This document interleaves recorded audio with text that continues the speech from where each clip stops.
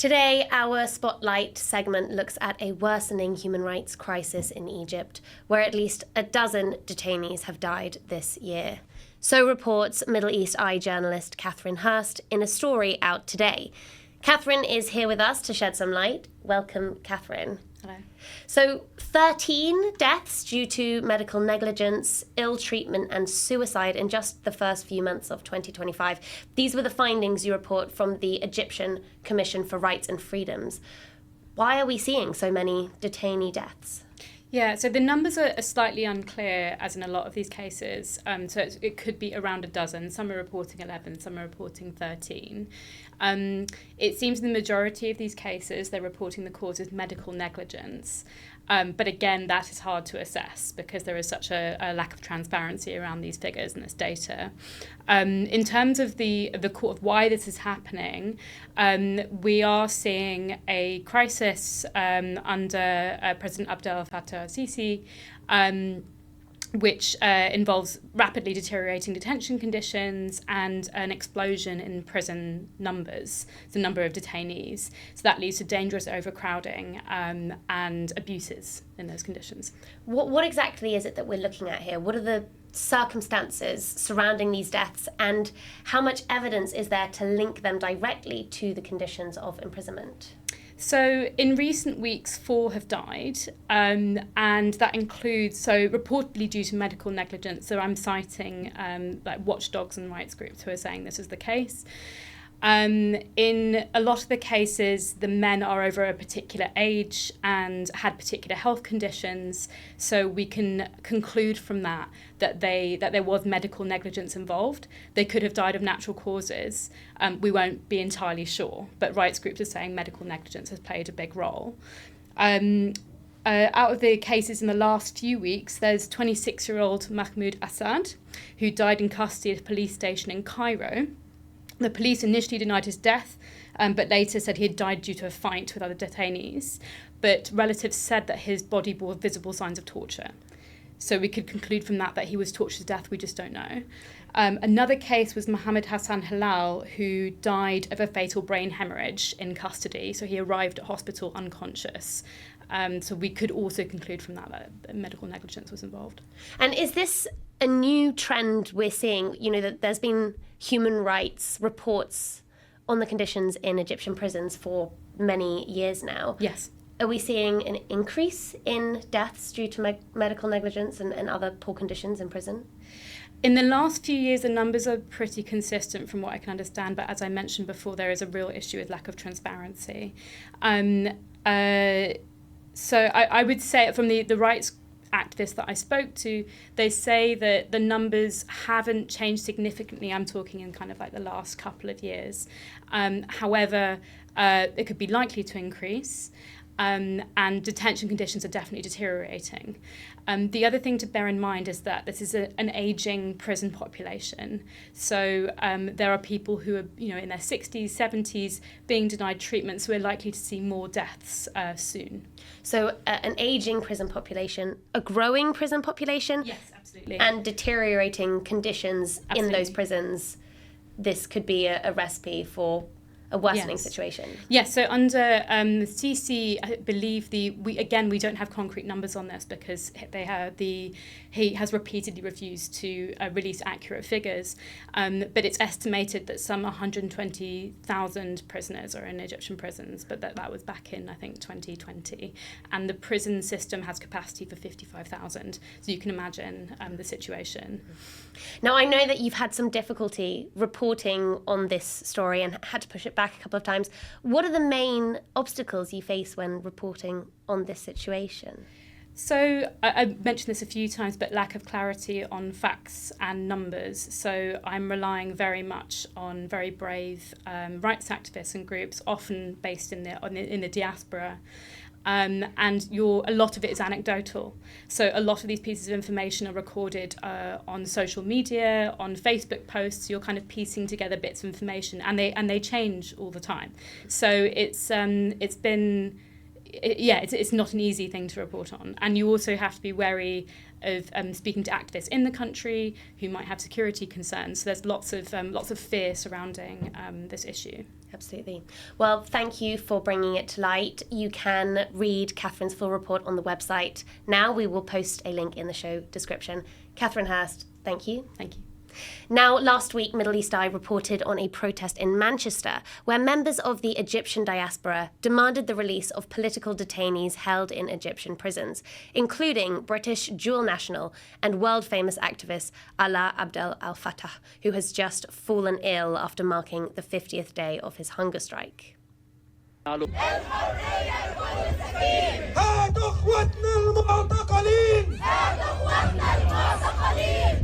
احنا هنا متجمعين عشان خاطر المعتقلين في مصر، عايزين لهم الحرية.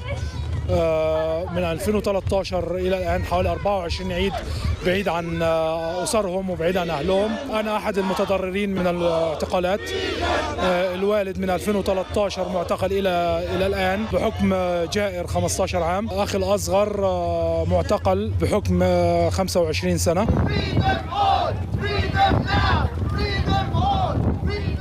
الرسالة الثانية بنوصلها للبي بي سي اللي احنا واقفين قدامها حاليا، بنقول لهم ان في مصر صدنايات تستحق الحديث عنها، صدنايات لا تقل بشاعة ابدا عن صدنايا التي رأيناها في سجون بشار الأسد. حرية حرية حرية حرية حرية حرية حرية. There is a global movement pushing for more attention on this issue. Joining us now to discuss what they're up against is Ahmed Attallah, Executive Director of the Egyptian Front for Human Rights. Ahmed, thank you for joining us. Thank you for having me. Thank you very much. Just how important is the issue of prisoner treatment in Egypt? Okay, the issue of detention condition is one of the most problematic human rights issues in Egyptian since 2013. The widespread crackdown against political components and civil society, including persecution, arrest, or detention of thousands of opponents, has shocked the detention system, which was already problematic even before the 2011 revolution. This includes ill treatment, denial of many rights according to the Nelson Mandela guideline of the treatment of detainees. This violation have continued even after the establishment of new detention facilities and the transfer of most of the detainees since 2022. So far, human rights organizations have documented this inside detention facilities, mostly due to the medical negligence. And how long have you been fighting for change in this area? Has that resulted in any change? Tell us a bit about the campaign here. Okay, so the human rights organization have been monitoring and documenting these violations inside detention facilities since 2013, including the prisons, military prisons, police station, and even the National Security Headquarters. So far, we haven't witnessed any concrete progress, if I can say, in this file. Even after the establishment of new detention facilities, we still document violations of minimum rights of detainees, such as close surveillance that violates their privacy, denial of family visits, and the lack of proper health care. The authorities transferred detainees to new buildings. This is what happened, but with the same officers and with the same punishment philosophy. There are some famous names among these prisoners I mentioned in the introduction, Alaa Abdel Fattah, but beyond them, just how widespread is the issue? How many people do you think are being held in conditions like this?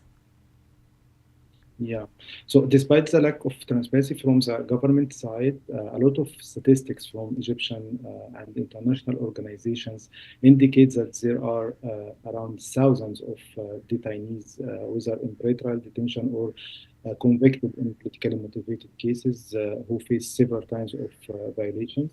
We have documented also that the criminal detainees face the similar violations in addition to other sometimes completely inhuman violations. Now, scenes came out of Syria after the fall of Assad, and this was the notorious prison Sednaya. Are we seeing similar signs in Egypt?